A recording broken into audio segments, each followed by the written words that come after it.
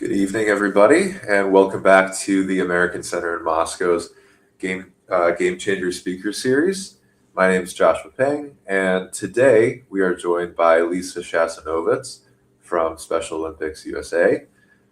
Lisa is the Director of Delegation Services, and with 5.5 million athletes with intellectual disabilities involved and 244 national and U.S. programs across 193 countries, the Special Olympics are a global movement. In Lisa's current role with the organization, she is Director of Delegation Services, and she joins us today to discuss the impact of the Games in the U.S. and abroad. She's sharing insights about the organization of the World Games at the international level, and also the U.S. Games in 2026 in Minnesota, especially the importance of guest management and hospitality programs. Lisa, welcome. Thanks so much today? for having me. Thanks for having me. I'm really excited to be here. Yeah, so we're excited to learn a bit more about the Special Olympic Games, especially what's coming up in 2026. And we can get ready to get into your presentation. Awesome. Well, thanks so much. Like I said, super happy to be here, really excited to join. I think for me, the biggest thing I want to start with is just what is Special Olympics? I'm not sure how many folks listening or watching are familiar with the organization, so I really wanted to start there. That's kind of the core of what we do and why we're here. So with that, first I'll just give you a little background on myself. I think Josh just shared a good amount, but so you have a perspective on kind of my background and when I joined the organization. So currently, like Josh said, I am the Director of Delegation Services for the 2026 Special Olympics USA Games, which is in Minneapolis this summer. But I started with the organization in 2018. So I began as a contractor working with our Honored Guest program. So that's basically our VIP program at our international events. My first event and the reason that I was hired was to support our World Games in Abu Dhabi in 2019. I'll talk a little bit more about those games as we kind of get going, but just to give you a sense. And then since then, I've continued in that role, working in that hospitality space in our Honored Guest program at our 2023 games in Berlin and our 2025 Winter Games in Turin, Italy.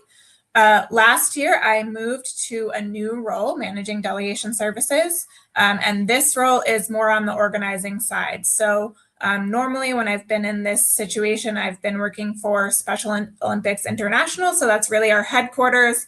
If you're looking for a comparison, think kind of the International Olympic Committee, the IOC. And now I'm working at the organizing committee level. So the example here would be that I was working for, say, a Paris 2024 instead of the IOC, just to help kind of orient how that works. It's a similar structure. And then just previous to all of that, I've worked in various events. I have my degree in sport management and events. So from kind of professional to tennis tournaments to outdoor festivals to some larger, NFL and MLB events here in the States. And then now Special Olympics. So like I said, I've been here since 2018, so coming up on 10 years. I really can't believe it. I think when I started, I knew that it would be a great organization for me, getting to combine kind of the events world, what I like to do, with helping people. And so for background, Special Olympics, we are a little over 50 years, actually coming up on 60, founded in 1968. We are a global sports movement founded to end discrimination against people with intellectual disabilities. So the foundation of what we do is sport. We're ultimately started through sport, but we also do and have added over the years lots of programming in education, health, and leadership. And you'll see kind of those core areas is what I'm going to talk about through the next couple slides. Our last number, so there are a couple of different numbers floating around. We are actually still kind of recovering from COVID in terms of the number of athletes that participate with us. So our most recent 2024 numbers show that we service over 4.6 million athletes and unified partners with over 1 million coaches and volunteers worldwide. So we are in, like Josh said, over 200 countries and territories. And we deliver, at least in 2024, over 60,000 events and competitions a year. And I'll kind of talk about what that looks like. I think the first and foremost thing is this intellectual disability group. So an estimated 200 million people worldwide have an intellectual disability, which is actually the most common developmental disability. In many places, people with ID have limited access to education, healthcare, and less opportunities for employment. So we know that this is a marginalized group, and that's part of why we have targeted this group to work within our sport organization. So like I said, I've already kind of addressed a couple of these things on this slide, but we do this in kind of these major areas. So I've already talked about sports and making sure that we're delivering high quality sport that people with and actually without intellectual disabilities can participate in. We also want to make sure that this group, our athletes, have access to quality healthcare. So I'll talk more about health in the coming slides, but health is kind of one of our main pillars, that making sure, oftentimes people with ID or with disabilities in general have less access to quality healthcare, and we really want to make sure that we're bringing that up. We want folks that participate in our sports to, have a high level of fitness, be training, but also we know that if they don't have glasses or they can't see on the court, it makes it increasingly hard for them to even pass the ball, right? So it's kind of addressing all of those needs along the way. In addition, we are preparing our athletes to be leaders, leaders in their space, but also leaders in their communities, in their schools, in their workplaces. So equipping these youth with effective tools to lead, not just on the sports pitch, but throughout their lives. So this leadership development is a really big piece of what we do with our athletes. And then ultimately, really, we're trying to lead change, right? This is a global movement that we really need policymakers, business leaders. It's not just us kind of operating outside in a vacuum, but really kind of a worldwide systemic issue that we are wanting to be a catalyst in helping towards solving.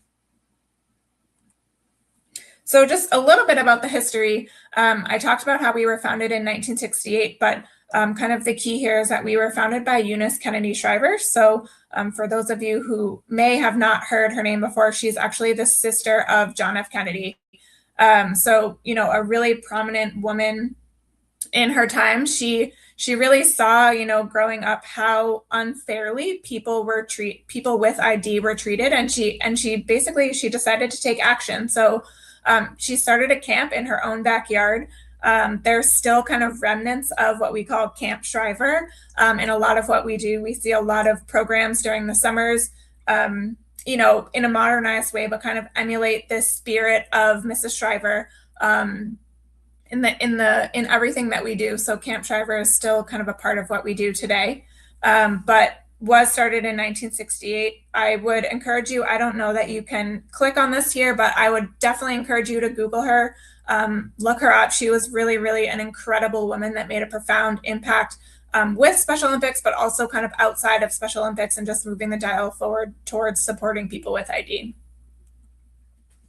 And then kind of continuing on with the history, like I said, our official kind of start is 1968. She did that camp originally in 1962, so a couple of years before, but we consider that 68 our start date, where our first formal kind of Special Olympics competition was held in Chicago.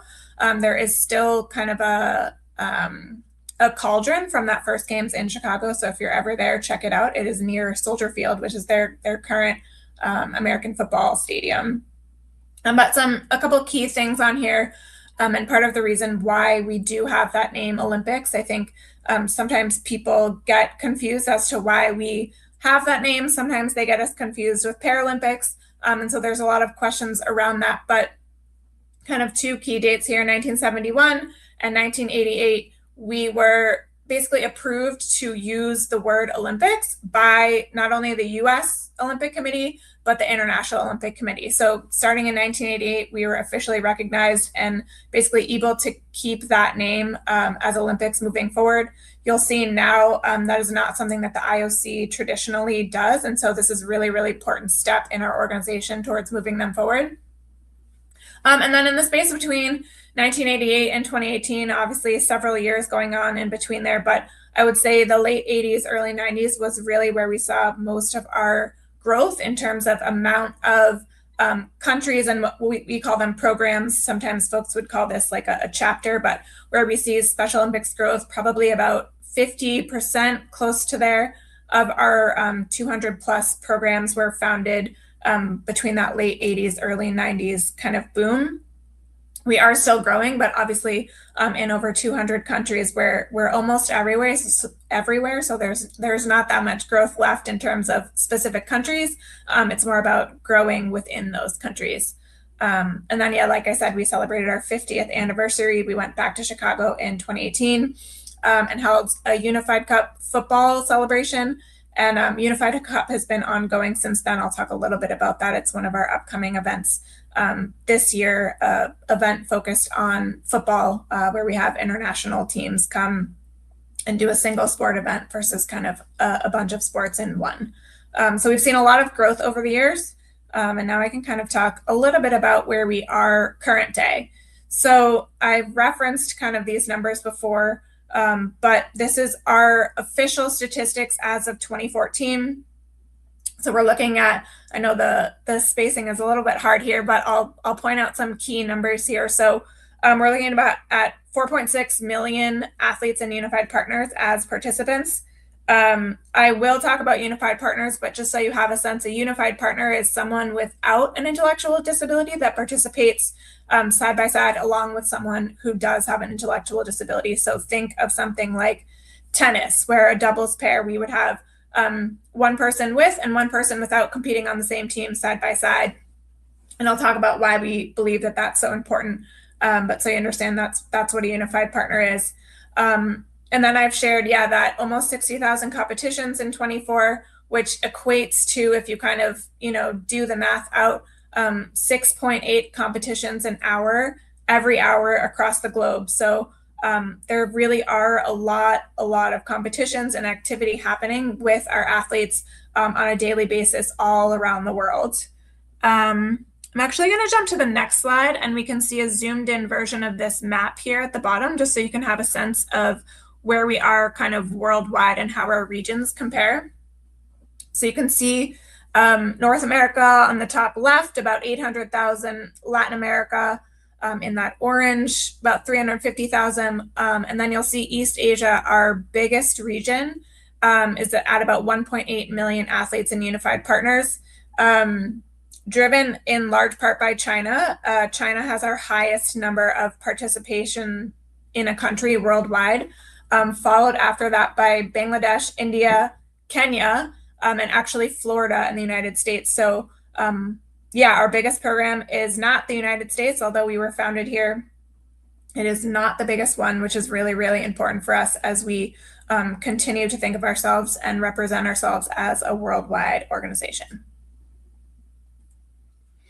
All right, so then just in terms of structure, I've mentioned some of these kind of words, and you saw it on the map. We are structured from our headquarters, which is Special Olympics International. And then under that, we have our 7 regions, and all of those various programs report into those regions. It's really kind of as simple as that. I would say, there are certainly different layers, but all of our accredited programs do report into their regional offices. The reason that I do say accredited program is that in order to start a program, you effectively basically apply for an accreditation, and you have to follow all the kind of outlay of rules in terms of what that means.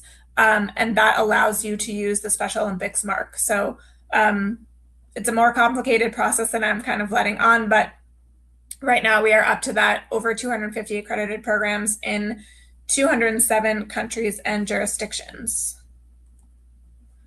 All right, so I promised I would talk a little bit more about those pillars that I was kind of referencing, sport, health, inclusive leadership. And so here's kind of our chance to do that. I think I've covered the sport slide, but we do offer training and competition all year round. Our athletes range from 8 to 80, so you have to be at least 8 to participate in a Special Olympics sport.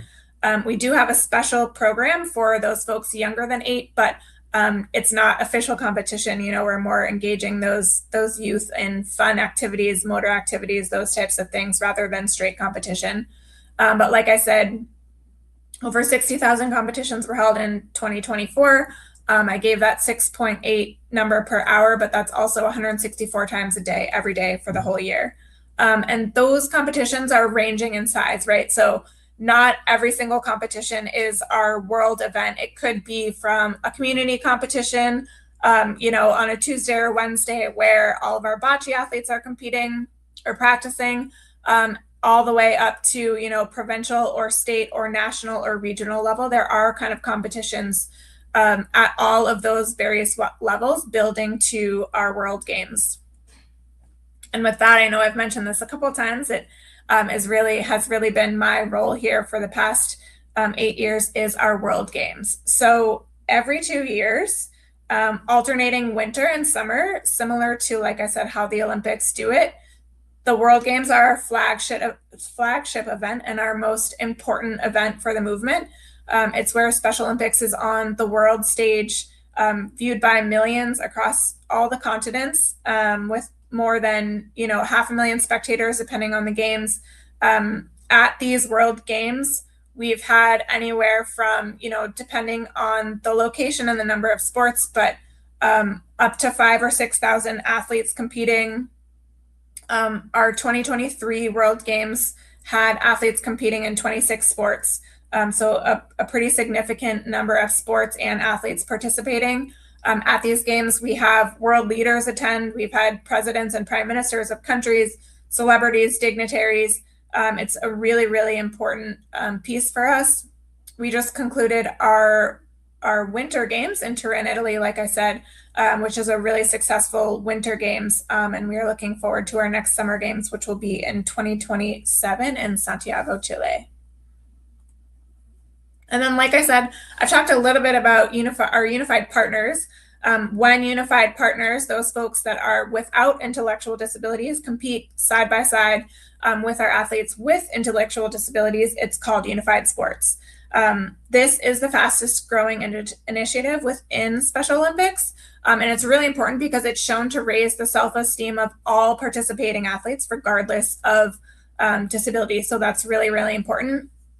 It's also really pushed the dial on, exposing maybe folks that haven't worked with people with disabilities to that area and helping people realize that we're really all more alike than different.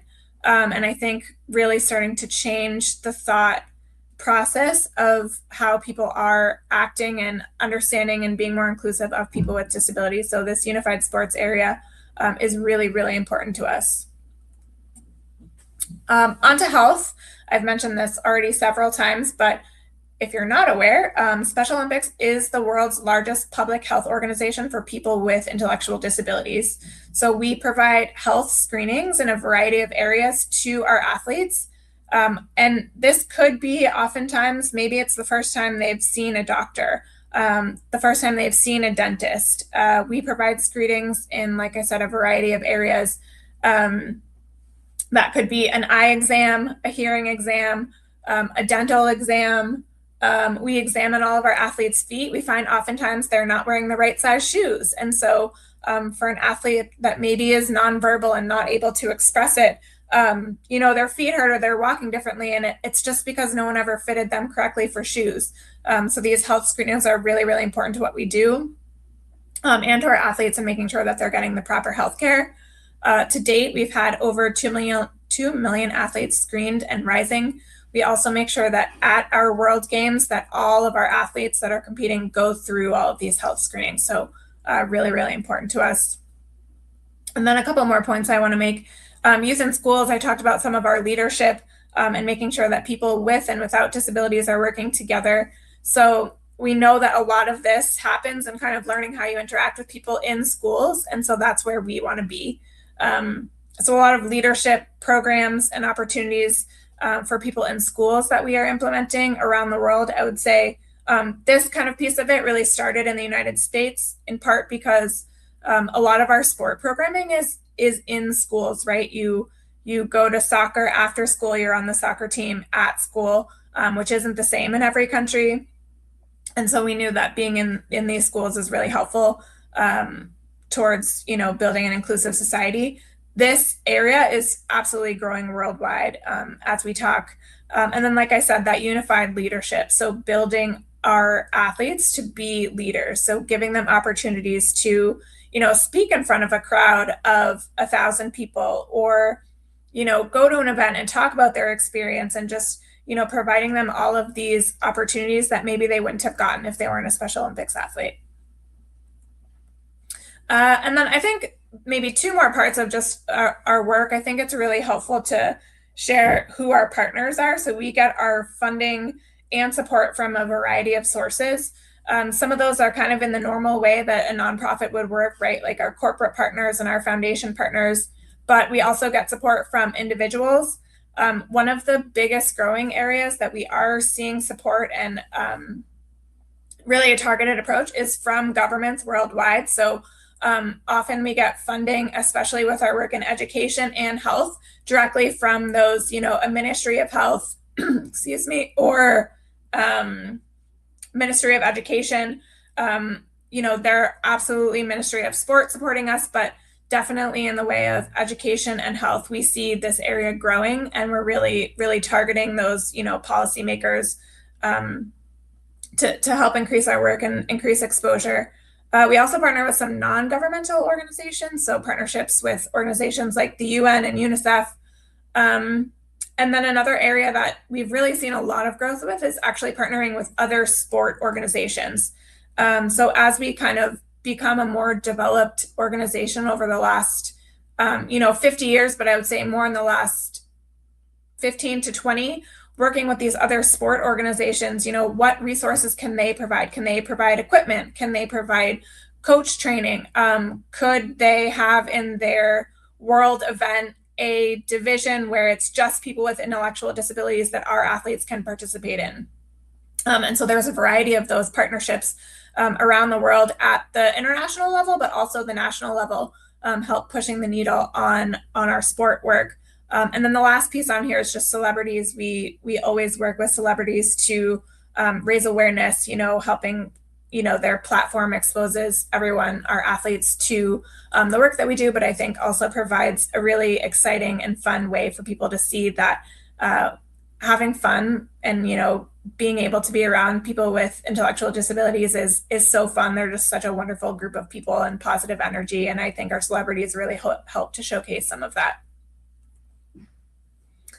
All right, before I switch over to the USA Games, I just wanted to give you a little preview of kind of what's upcoming for us in terms of especially our international events. I did include the USA Games on here because that is my area of work. So this coming June in Minnesota, the USA Games is actually a national game. So when we think of, if you remember, go back to those regional areas, the US Games it falls under that North America region. So Special Olympics Canada does their own national games. The US does their own national games. The Caribbean has done some kind of regional games in their area, but each country or program is always welcome and able to do their own national competition, even as they're preparing for kind of the international competition. So that's what that is. And then the next three on this list, I said I would talk about that Unified Cup, which is a single sport event. So we're getting a little bit more into that. Instead of doing, World Games with 26 sports, we are zooming in and focusing on some key sports that we would just, think of like the FIFA World Cup, right? It's just football, kind of modeling a little bit after that with some sports. So this coming July in Paris, we will have the next version of the Unified Cup in Paris, which is really exciting. We have 24 teams coming to Paris for that football competition. And then our next World Games, we have, like I said, in 2027, we have our World Summer Games in Santiago, Chile. And then coming up sort of right after that in 2029, our next version of the Winter Games will be in Switzerland, which is really, really exciting. We just formally signed that agreement with Switzerland, I believe yesterday. So if you Google that right now, you'll see some exciting stuff about signing of that agreement. All right. So I know I've been talking about the international side and kind of what Special Olympics is for most of this. Like I said, I transitioned last year to more of the US side. I wanted to work directly on an event, kind of versus being in the overseer side of it on the Special Olympics International side. I requested to work directly for this event. So this USA Games, like I said, is in June of this year. This edition of the USA Games will have 16 sports with over 3,000, well, close to 3,000 competing athletes and unified partners.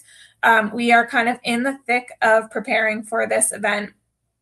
It's really, really exciting. But before I get to kind of my role in this, I just want to talk a little bit more about the event. You'll see all of these kind of pieces on here are things I've already mentioned that Special Olympics does, right? So at all of our events, we even if it is a sporting competition, we still focus on that health, right? We have all of our athletes go through those screenings to make sure that their vision and hearing are up to speed. And if they're not, we either connect them with a provider or we directly, in some cases, can give them hearing aids on the spot that we fit right there. We also have programming during our games around youth and athlete employment. So we're doing an interesting thing at this version of the USA Games that we haven't done before, which is we're bringing in all of these companies that either have robust programs of people working with intellectual disabilities, or maybe they're interested and we want them to be interested in hiring more people with ID. So we are doing basically like a workforce training where we invite all these companies into our space during the games. So we're not only bringing them to the games, but we're kind of sharing what they can do to hire more people with ID. So really exciting piece for us. Well, we're also bringing and recruiting upwards of 10,000 volunteers. So this is a really massive event for Minneapolis. It's their biggest event since they had the Super Bowl. So really, really excited for this summer. Not only do we have those 16 sports and 3,000 athletes, but all of these kind of other pieces that play into it that make Special Olympics what it is. Like I said, those 16 sports were kind of split into two basically areas of Minneapolis. One is on the University of Minnesota campus. So I don't know if you've ever seen some of those really huge football fields and amazing facilities on these college campuses. This is what our athletes will be able to use, these world-class facilities in all the kind of sports mentioned here. And then about 20 minutes drive from the university, we will be at the National Sports Center, which is in Blaine, Minnesota. We'll have 6 sports basically there, and those are mostly our team kind of outdoor sports for the most part. This National Sports Center has hundreds of fields. They run really, really big soccer tournaments. So similarly, a really, really exciting place for our athletes to be able to compete at.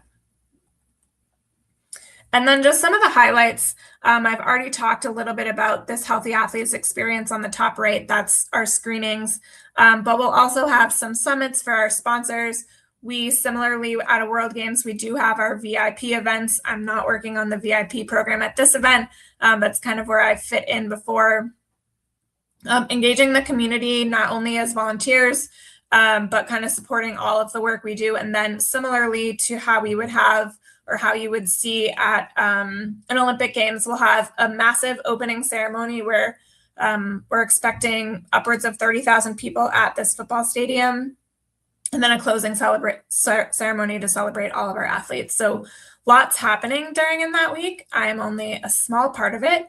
But this is where I kind of come in with this new role, delegation services. So what that is basically I am the go-between between our organizing committee and the event and all of these 52 state programs that are coming.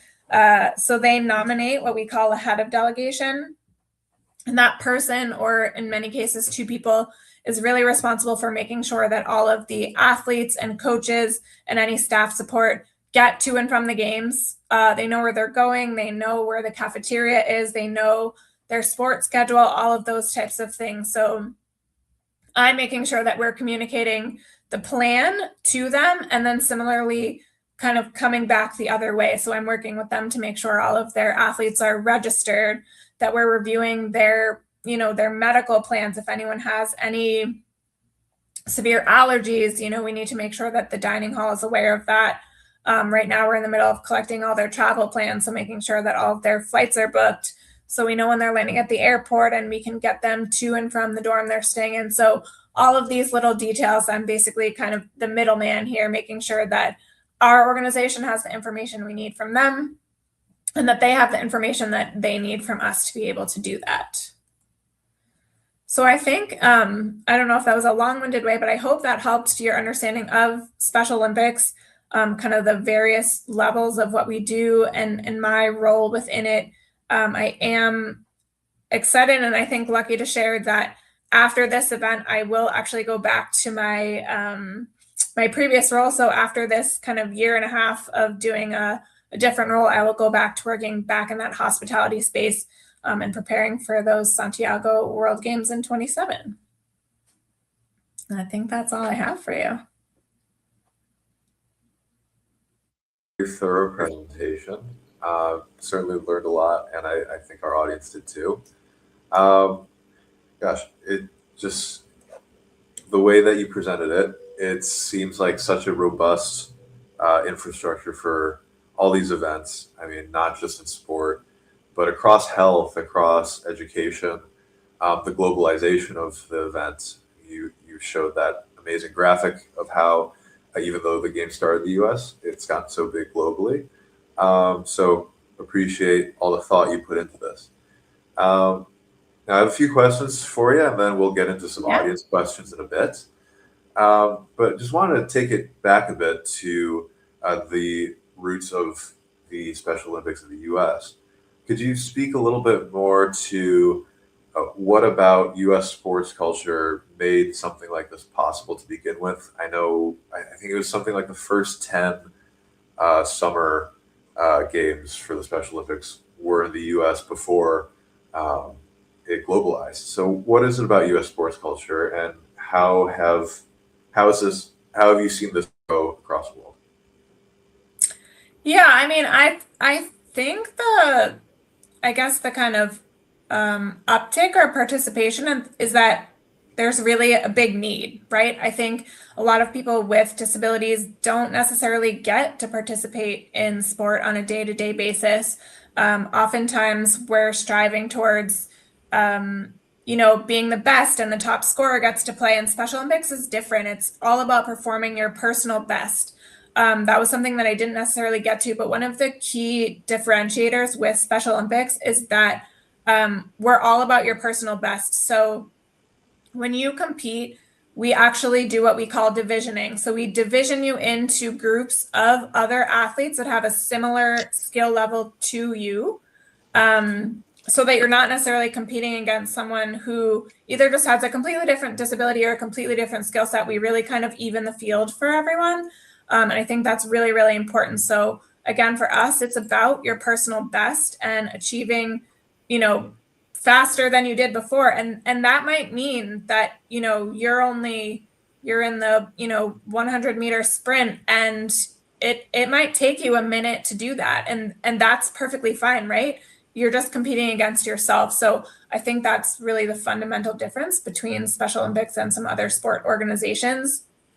It's all about your personal best. And I guess back to your original question, I think there was so much, was and is so much participation because there's a need that just isn't necessarily being filled across all levels anywhere else, really. And so I think that's where we've seen, schools partnering with us to kind of do some of the work that maybe they weren't previously doing without some support from the organization. That's great. Now, with the role of delegation services, this hospitality has been something you've worked in for a while. Could you maybe highlight what is it that drew you to this position, this type of work, and maybe an example of a meaningful project that you were able to execute in the past? Sure. What drew me? I think growing up, always loved to go to sporting events. I find that the community that can build from it is incredible when you're all kind of in the stands cheering for the same team, and you kind of make friends, just by sitting there. I loved that community aspect of sport. After university, I realized that, I did like organizing events, and I realized I could do both of those things together. So I went back to school for that sport management degree. And I think that's how I figured it out. I think one of my first jobs was in a nonprofit as well. So I always knew I wanted to help people. And this is really like the perfect way to combine all of those different types of things together into a job, which is really, really exciting. But I'm blanking on the other question you asked. I think maybe like a personal highlight. Yeah, just a personal highlight could be an existing ongoing project or something you did in the past that was particularly meaningful to you. Yeah, I think one of the coolest things we do with our hospitality program is we have a unified sports experience or a couple throughout games. And so this is where we offer our VIP guests an opportunity to play a fun sporting event, but with our Special Olympics athletes.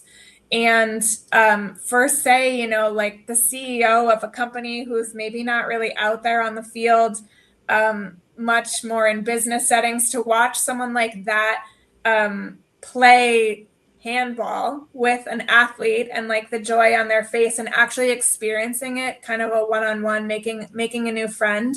Those unified sports experiences, I think, have been the most rewarding to help organize, but also when we do kind of like our post-event surveys with our VIP guests and asking them, their favorite part, without fail, if they got to participate in a unified sports experience, it is always the number one answer. And so we try to provide that experience to as many guests as we can, because we know that that experience just moves the dial. It makes them want to support the organization and the people even more than when they came. And that's kind of the root of why we do those hospitality programs at these events.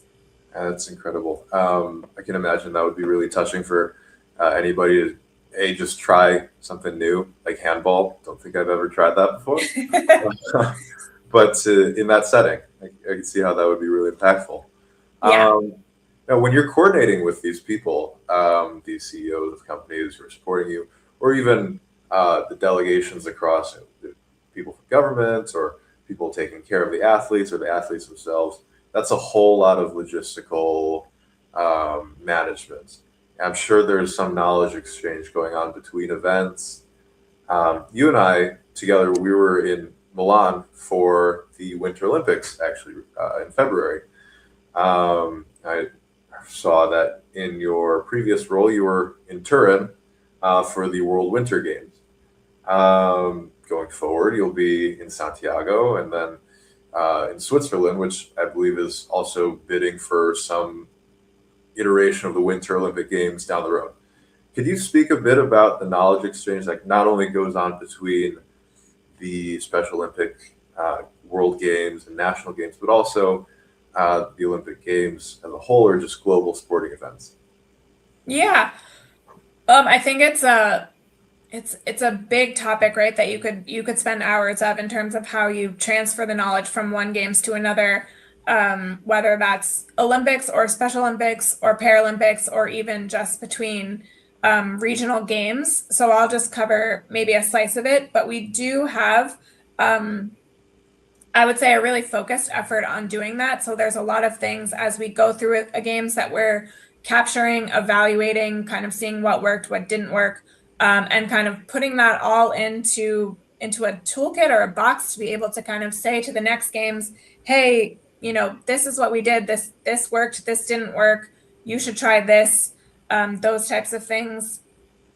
I think it really helps when a lot of our staff, at least on our kind of games team, have been in these roles for. I'm actually one of the newer ones on the team, so that helps too, right? They have the institutional knowledge of, oh, in 2003 we tried this, it's a great idea, and it didn't work because of XYZ, and that's been really helpful, just that institutional knowledge to be able to pass on. But I think especially as you like compare it to the Olympics, right? I mean, I've attended 5 Olympic Games, completely separate from Special Olympics, and I'm always kind of watching behind the scenes, right? Like how many volunteers are standing on the corner bringing in guests in, who's cleaning the ice, how do they manage their medical, how are they doing transportation, where are athletes coming from and going to, especially in Milan this year, they had so many of those different clusters is what we call them. So people were in, I think it was 5 different cities and towns. And I don't know if anyone watched the opening ceremony, but they broadcast from all 5 different towns and did an opening ceremony in all 5 of those cities. And the logistics of that and timing out each country to walk out at the same time in every city was kind of blew my mind as to how that would be possible. But we've already seen the bidders that are talking about for the next kind of couple are talking about a similar thing, right? Like, could they do the Olympics in 3 different cities, and does it save them from building a brand new multi-million-dollar facility? And I think that's really, it seems like that's where the Olympics are going. So I think Milan was a really great example that it can be done, it can work. It definitely has some growing pains, right? It feels different. The athletes were not all together at once, which is kind of how you traditionally think of an Olympic Games. But that doesn't mean it can't work and it can't still be great. So I think there were a lot of learnings from Milan that people will kind of continue to talk about and mull over and see if they can do a similar model. Sure. Now, when it comes to national games, you've got to coordinate, as you said, with delegations from 52 states and territories. And I've got to ask, because American Center Moscow, we were doing this 50 states series where we're actually bringing in people who are poets or songwriters from across the country. What have you noticed about the different delegations from different parts of this country? Is there anything that you've picked up on them? Just anything that stands out to you? That's a great question. I'm trying to think. They definitely, each of their heads of delegation, kind of the manager is different, right? So they have a lot of flexibility in how they approach who gets selected to the games, how they want to manage their team on the ground, when information comes. And so that's been kind of interesting, where one program might say, here's a good example. So at our games, and this is probably something you never thought about, I never necessarily thought about it, the athletes may or may not be able to interact with their parents. So all of their parents come, but the athletes still have to stay in the dorms kind of under our purview with us. And we allow each program to make their own rules if they want to allow their athlete to kind of be checked out and go with their family for an afternoon or an evening to dinner, whatever it might be. Each program has a very, very different approach to this. So some of them will say, listen, no checkouts. You're with us for the week. If this is not something that works for you, then maybe you're not the right fit to come to this event. And they'll just blanket, that's it. Some of them will say, you're allowed one time. Pick your night, you go out to dinner, you fill out this form. We know who you're getting checked out to. We know when you're coming back.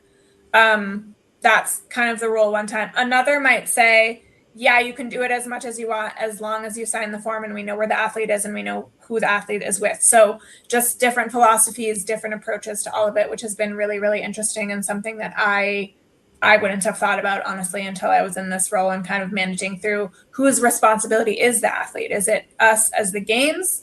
Is it them as the state? Is it them as the parents? When does that transfer? Whose insurance covers what? So lots of interesting things to kind of take from there. And I guess I should, to your point, I didn't say this before, why we're 52 programs and not 50. Our 52 programs are because Washington, D.C. is coming, and our California state has 2 programs. So they're split into Northern California and Southern California just because they're so big.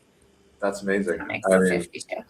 To imagine the different regional but cultural tendencies perhaps fit into that kind of logistical coordination. So that's really interesting. Thanks for sharing. And you're right, I would never have thought of that before.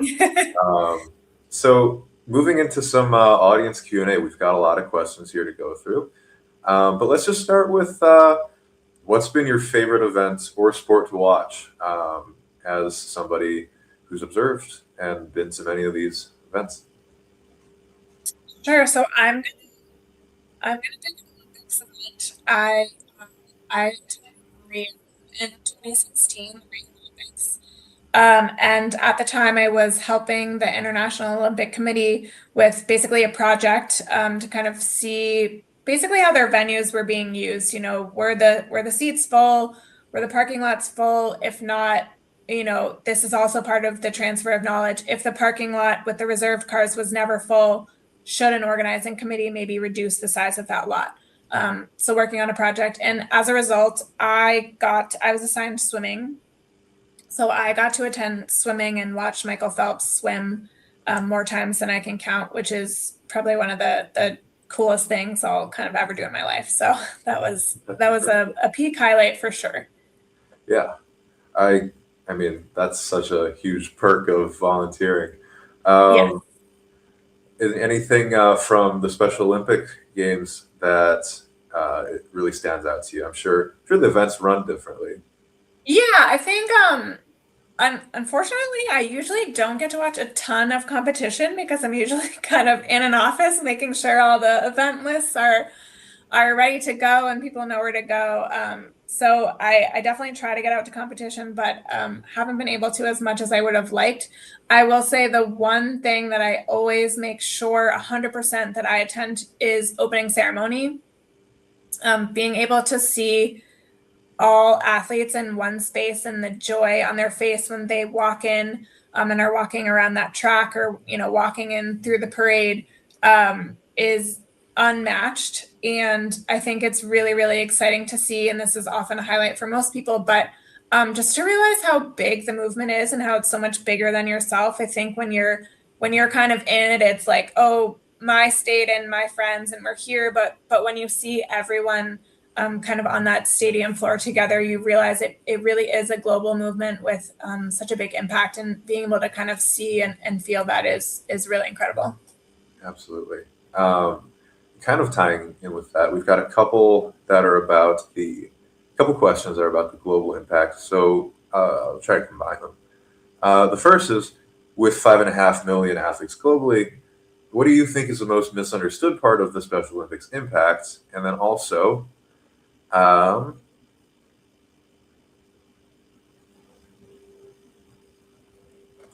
what's something that what does it actually take to really organize something as large as the Special Olympic Games? Maybe something that an organizer, even someone as high level as an IOC organizer, might not expect. Sure. So I think on the first question, maybe not the misunderstood part of our impact, but I think misunderstood in general. There's a lot of confusion in the marketplace about Special Olympics versus Paralympics. Completely understandable, but I think since the Paralympics follows the Olympics basically 2 weeks later in the same location, using the same venues, and ours has the Olympics name, but we go on alternate years, so we're never the same year as an Olympic Games, but we do our own bidding. It's a completely separate entity. There are for sure overlap, like I've said, those sport partners, a lot of the people, what's a good example of this, from like the basketball federation, right? They might be at both of the events, but generally speaking, they're completely separate. So I think being able to have the public understand the difference between those two organizations is really, really important. There's just a lot of confusion in the marketplace. I think when I kind of wear my logo, especially when we're near Olympics, people would be like, "Oh, are you going?" And I'm like, I am, but not part of my kind of day job.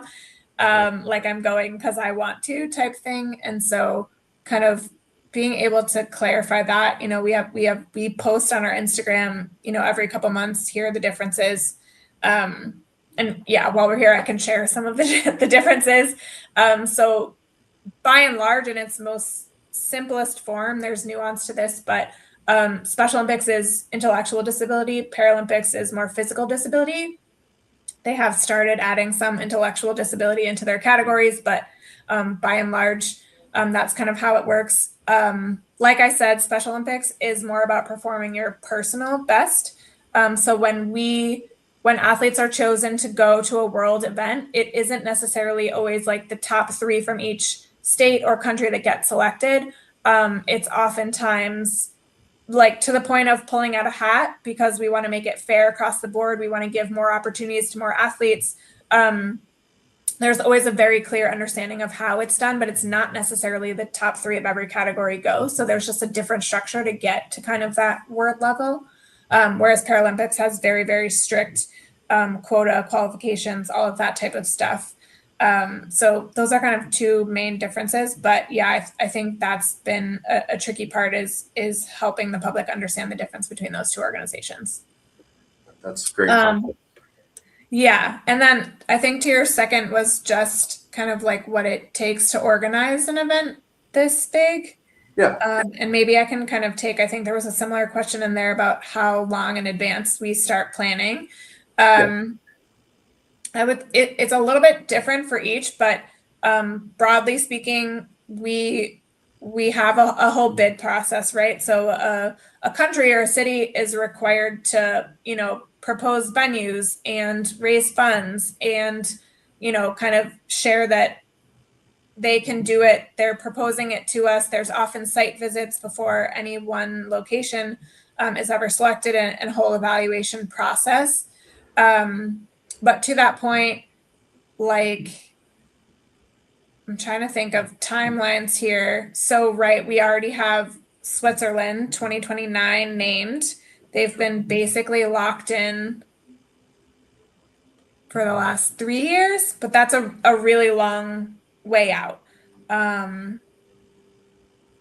Yeah, I think it depends. It used to be a really strict bid cycle where it would be like, 4 years out, we name the games. That's how it goes. But we've adapted a little bit to become a little bit more flexible. So right now, if someone bid on, let's say 2031, it's more about them meeting all of their requirements and that bid and talking through it versus the deadline is tomorrow and then we decide who it is. So it's a little bit of a rolling process now, which has been different from previous years. And that just gives us more flexibility to talk to more kind of interested suitors as we go, instead of having that really strict deadline. Thank you for that. I'm just continuing to be impressed by what seems to be the scale of the logistical operation, the amount of partners that you're bringing in, and just being able to communicate all the different nuances of such an event across the board. Now, here another question that we have, and this goes a bit into the communicating the goal of the games. And this is in the title of our event today. What does being brave mean in the context of the athletes you work with? I wish I had an athlete here to answer that for me. I think our athletes are brave every single day, right? Like they're going and putting themselves out there, whether it's on the field or learning how to talk in front of a crowd or becoming more comfortable in social situations, right? We see and we hear from a lot of athletes that are like, when I started Special Olympics, I was really shy. I didn't have any friends. I felt like I got bullied at school. And through Special Olympics, like I made my best friends and now I feel confident talking to a group of people. Or I'm trying to think of some examples, but I think our athletes honestly are brave every day in what they do. They're competing really hard, but they're also developing a lot of personal and interpersonal skills, making new friends, just I think sharing who they are as people with other people, I think for anyone is brave, right? Like putting yourself out there. So I hope I answered that. I wish I had an athlete with me because I think they would be able to share what that means to them so much more than I could ever convey. Yeah, I think that's so important. And just for our audience's context, it comes from the Special Olympics motto of let me win, but if I cannot win, let me be brave in the attempt. And as from what you were just saying, it goes beyond sport to leadership, social life, all these things that require quite a level of bravery when you're somebody in a marginalized community. So I think we'll finish it off with a little more personal opinion. There's personal questions from our audience. I'll read them off in a row, and then if you could spend a minute on each, we'll close it off. That would be awesome. So the first, let's go with, what do you hope people will take away after experiencing or watching the games? And then also, using your background in events, what's some advice you would give to somebody who wants to work in sports or event operations but doesn't know where to start? We'll go with those two first. Okay. Sorry, I'm just taking notes here so I don't forget the questions you asked. What would I want someone to take away? I think it's really just that we're all more alike than we are different. Like when you watch a Special Olympics sporting event, it's still people out there trying their best, training to really do the best they can, the same way any other person would. And so I think we sometimes forget how important that is, and just being able to cheer for people and make people feel good that maybe aren't always in a position where that's what's happening for them in their daily life, I think is really important. So that's a big takeaway, right? When you come to an event with us, it's really fun and inspiring. And it's just awesome to see people out there. In terms of advice, I would say, like, for me, like, don't ever say no to something. So for probably 5 or 6 years after I got my degree, I just said yes to every opportunity that I could. And that didn't always mean I had a full-time job, right? I was maybe working as a contractor for 2 months, but it was at the NFL draft, right? And being able to say that I did that and seeing how the NFL works versus the MLB versus kind of your local outdoor festival was really, really important to my growth. And I think in some of those roles, I did different things that I do now. So in one of them, I ran a volunteer program, right? In one of them, I worked with all of our different, like, electric vendors and tent vendors and scheduled them when were they going to, like, start building this festival. And I think having that perspective means that when you're at a different role on an event, you can understand more how the things you're doing also affect all the other areas, right? If I change my sports schedule, the volunteer schedule needs to change too, because it's not really helpful if they show up at 2 p.m., but the event now changed to 5 p.m. So just understanding how all the pieces of an event fit together. I think my experience at other events in different areas of the event kind of help pull all that together.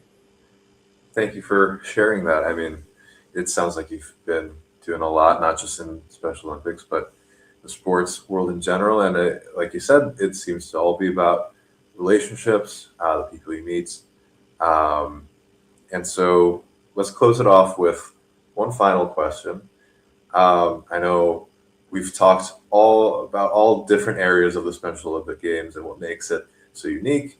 I'm going to ask for just 60, if you can, in maybe 60 seconds. What will a successful 2026 Minnesota Games look like to you? In an absolutely perfect world, right? All of my lead up work has been done. And when they get there, the questions are minimal and manageable. So for me, success is having a day where I'm not up till 4 a.m. It's having a day where I get 6 to 8 hours of sleep and I have a reasonable amount of questions to answer. Like I said, I'm the go-between. So for me, it's just maintaining that calmness and knowing that all of the preparation that you put in kind of pays off and that you can stay even keel and calm during the event. Amazing. That sounds like you're the perfect person for that position. And let's keep our fingers crossed that that is how it plays out. I know our audience will be rooting for you in that regard as well. So thank you for your time, Lisa. Thank you for sharing all of this information. I've learned a lot. I'm sure our audience has learned a lot. And to close off, if you enjoyed this presentation from Lisa and learning about the grassroots impact of something like the Special Olympics, you'll enjoy tuning in to our next Game Changers event on April 21st, where we'll host Marty Fox, who is the director of the Project Play Initiative. We'll be talking about the landscape of youth sports in America. On April 20th, just the day right before, we'll have our next FIFA World Cup speaker series events. I'll be speaking with Yifei Kevin Yu about the history of soccer as a platform for people-to-people cultural and diplomatic exchange. Once again, I'm Joshua Ping for the American Center Moscow, and for Lisa, who has been so generous in sharing her time and knowledge with us today. Thank you for tuning in. Have a great rest of your evening. Thanks so much. Have a good night.